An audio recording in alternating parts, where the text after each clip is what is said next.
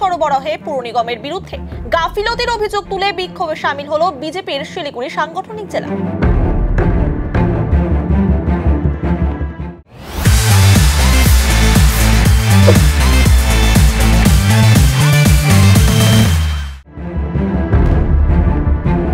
শুক্রবার দুপুরে শিলিগুড়ির কাঞ্চনজঙ্ঘা স্টেডিয়ামের সামনে থেকে মিছিল করে পুর নিগমে যান বিজেপি নেতাকর্মীরা। ভেতরে প্রবেশ করতে চাইলে পুলিশের বাধার মুখে পড়েন। পুলিশের সঙ্গে ধস্তাধস্তিও বাধে বিক্ষোভকারীদের। পরে রাস্তায় বসে বিক্ষোভ দেখান বিজেপি নেতাকর্মীরা। এদিন মেয়র গৌতম দেবের কুশপুতুল দাহ করে তার পদত্যাগের দাবি জানান তারা। এদিনের বিক্ষোভে উপস্থিত ছিলেন শিলিগুড়ি পুর নিগমের বিরোধী দলনেতা অমিত জৈন সহ অন্যান্য বিজেপি নেতৃত্বরা। এদিন বিরোধী দলনেতা অমিত জৈন বলেন, এটাই তো বললাম, মানুষকে বোকা বানিয়ে তাদের জান প্রাণী হামলা করে 20 দিনে বিষাক্ত জল খাওয়াই দিল। তারপর নির্লজ্জভাবে এরা বলছে আর জল খাওয়া যাবে না। তাহলে 20 দিন কেন আটকালেন না? মানুষের জান প্রাণের উপরে হামলা করে এইভাবে নির্লজ্জ পুরবোর্ড এখনও কিন্তু মিটিং করে যাচ্ছে। এদের ন্যূনতম লজ্জা নেই, এদের ইমিডিয়েটলি পদত্যাগ করা যায়। কিন্তু আজকে দেখুন, আমরা যখন ধর্ণা প্রদর্শন করতে আসলাম, প্রচুর পুলিশ আমাদের আটকিয়েছে, প্রচুর মহিলা কর্মীদের উপর আক্রান্ত করেছে এই পুলিশ। আর দুর্ভাগ্যের বিষয়, 20 দিন কিন্তু বিষাক্ত জল এরা খাওয়িয়ে দিয়েছে। তারপরে বলছে নাকি আর জল খাওয়া যাবে না। আমার বিষয়, এদের বিরুদ্ধে আইনি ব্যবস্থা হবে না কেন? আইপিসি 328 ধরার যোগ্য করে পুলিশ কেস করছে না কেন? এরা মাত্র বিরোধীদের উপর কেস করে, কিন্তু আজকে জঘন্য অপরাধ হয়েছে, মানুষকে বিষ খাওয়িয়েছে এরা।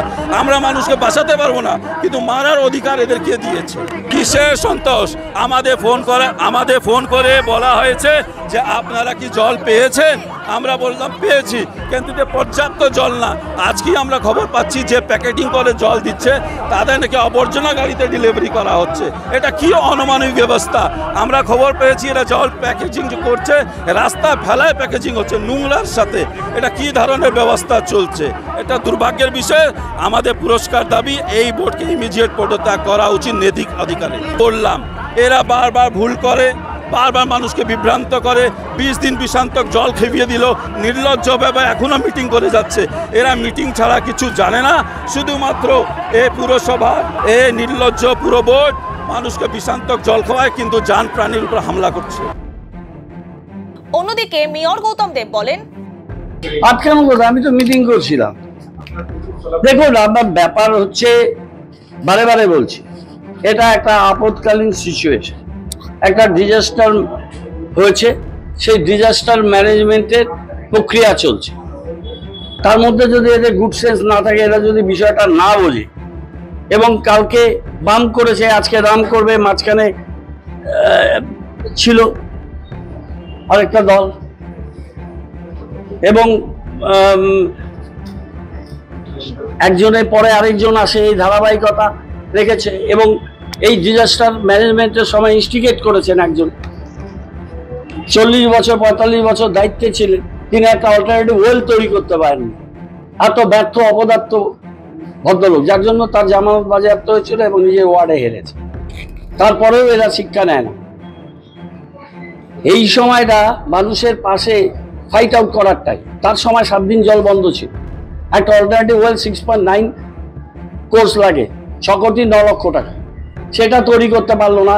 সেটা আমরা অর্ডার দিলাম, এএফএস দিলাম, পিএইচইকে দিয়ে টেন্ডার করালাম, পুনে থেকে মেশিনারিজ আনা হলো, এবং 21 জুনের মধ্যে সেই অল্টারনেটিভ ওয়েলটা তৈরি হবে। অল্টারনেটিভ ওয়েল থাকলে তো ক্যানেল ডাই হলে কোনো অসুবিধা হয় না, কিন্তু এই ওয়েলটা তৈরি করতে পারলো না। 40 বছর, অশোকবাবুরা তো 34 বছর ছিল, 20 বছর তিনি ছিলেন, তারপরে আরো 6 বছর তিনি এক্সট্রা টাইম পেয়েছেন এমএলএ আর মেয়র হিসেবে, অ্যাডমিনিস্ট্রেটর হিসেবে। 40 বছরে কি করলো?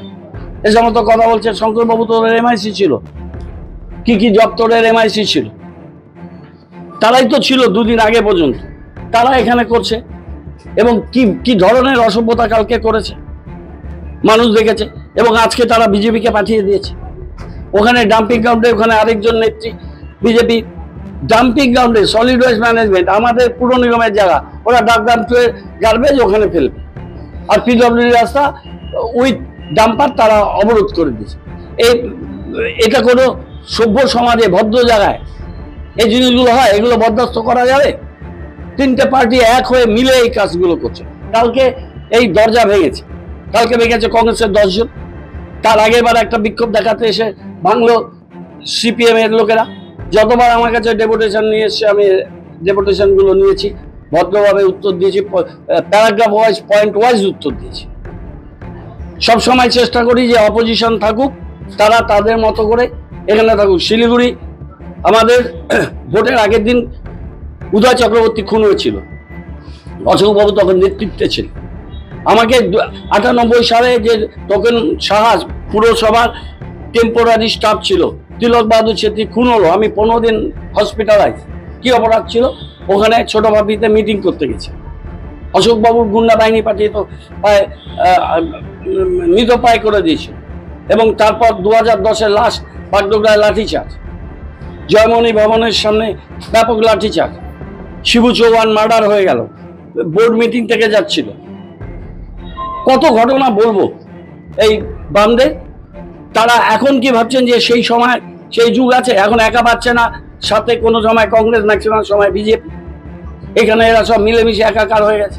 আমরা ওদের এই ভ্যান্ডালিজমকে আমি ইগনোর করছি, এনজয় করছি, কারণ মানুষ দেখছে, মানুষের কাছে এদের এক্সপোজ করাটা বেশি কাজ।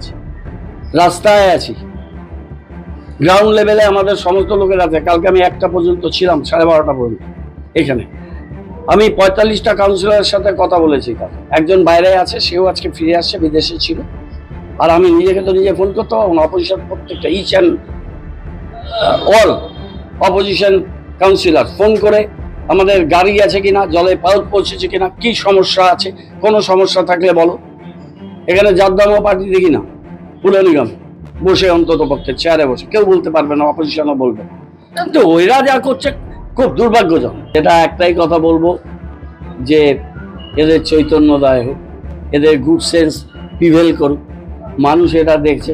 কুশপুতুল দাহ করে দেখুন, আমরা অনেক প্রক্রিয়ার মধ্যে দিয়ে এসেছি, বাঁচার কথাই ছিল না। 5 বার সিরিয়াসলি ইনজিওর্ড ছিলাম। এই লাল সন্ত্রাসের বিরুদ্ধে লড়াই করে এসেছি। 78 সালে যখন কংগ্রেস দল সব ইলেকশনে হেরে যায়, তখন শিলিগুড়ি কলেজের সমস্ত স্টুডেন্টরা ভোট দিয়ে জিএসভিপি করত। সেই ইলেকশন জিতে তখন এসেছি। 9টা ইলেকশন লড়েছি, 8টা ইলেকশন জিতেছি। মানুষের আশীর্বাদ নিয়ে কাজ করি। এফইজি থেকে জুতো দিয়ে মারলো, আগুন লাগিয়ে দিল বা শারীরিকভাবে নিগ্রহ করলো, এটা বোঝা উচিত যে আমার বাইপাস আছে, আমার পোস্টেড অপারেশন হয়েছে এবং আমার ম্যালিগনেন্সি আছে। হ্যাঁ, সেটা বোঝা উচিত এদের।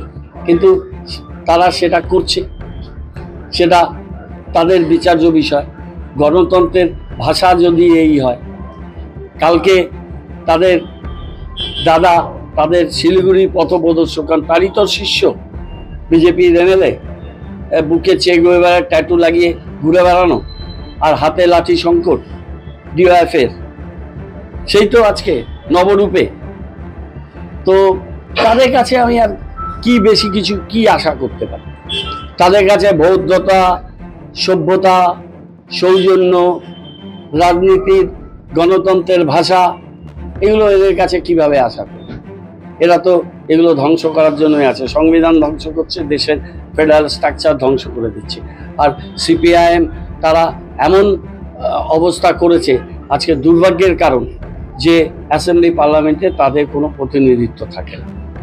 আর কংগ্রেসে যদি এর থেকে শিক্ষা না নিয়ে এই পরম্পরা, কংগ্রেস একটা জাতীয় দল, 113-14 বছরের পুরনো রাজনৈতিক দল। আমি 23 বছর কংগ্রেস করেছি। হ্যাঁ, অনেক আমাদের বন্ধুবান্ধব আছে, তারা এই জিনিসটা তাদেরও করা উচিত না।